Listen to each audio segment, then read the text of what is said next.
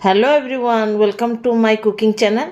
चलो आज बनैबा बहुत ही स्वादिष्ट आलू आउ कखारू आ मुग डाली देइकिरी गोटे तरकारी जोटा कि बिल्कुल भी कौन मसला पड़ीनी खाया को किंतु एते जबरदस्त जे कहार नहीं। जदि रुटी सांगे किसी ट्राए करिया को चाहूँगी तो यही तरकारीटा निहाती बनातु। आ प्रेसर कुकर रे तो बहुत जल्दी हो जाए। मु गोटे प्रेसर कुकर बसई देइछि, ता दिहरे तेल अल्प तेल देइकिरी कला जीरा फुटण देदेली, गोटे तेजपत्र को पकईदेली छिड़ेकिरी आ ता सांगे अदा आउ कंचा लंका को देदेली।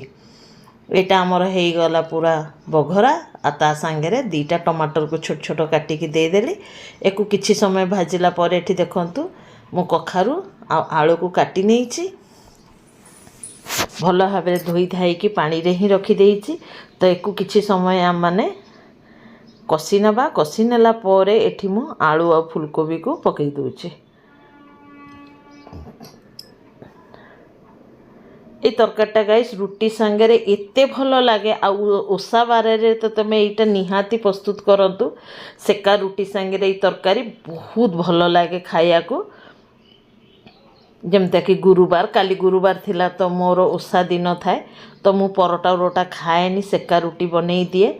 आउ ता दिहरे मु ये तरकारीटा निहाती बनाए, बहुत टेस्टी लगे। एठी मु 1 टीस्पून हलदी को देदेली, स्वाद अनुसार लुण को देदेबा। एतिरे कौनसी कलर मसला नाही, तेमे सुखिला लंका गुंडा किछि भी दियोनी। खाया को किंतु एते जबरदस्त लगे ना गाइस, सत्य कहूँ बहुत टेस्टी लगे। एटा होछि मस्ट ट्राए, कौनसी उपास व्रत निहाती बनातु। एठी मुठे मु मुग डाली को धोईकिरी पकईदेली। मु आगुरु ही मुग डाली घर को आसिले ही ताकू मु ड्राई रोस्ट करके ठंडा करके डब्बारे रखी दिए, ताले पोक उक लागेनी बोलिकिरी।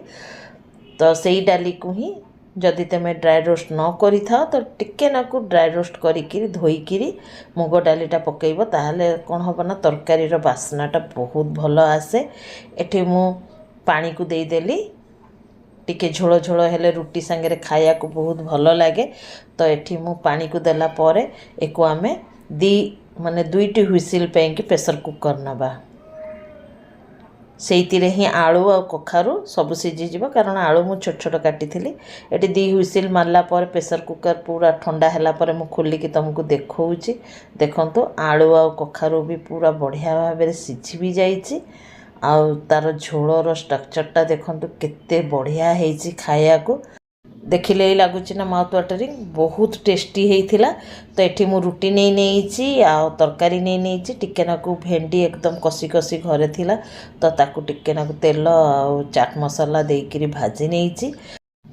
ताकू भी से कि प्लेटिंग रे देखई देइछि। जदि वीडियोटा देखिकी तुमको भल लगिबो गाइस तो लाइक कमेंट शेयर करिबा और सब्सक्राइब करिया को बिल्कुल भूलिबनी। चलो गाइस फिर मिसिबा नेक्स्ट वीडियो रे। Bye bye, take care, be safe guys and जय Jagannath. Thanks for watching. Feedback देबा को बिल्कुल भूलिबनी आ कमेंट करके जनइबो कि तुम घरे तरकारीटा केमती हेइथिला।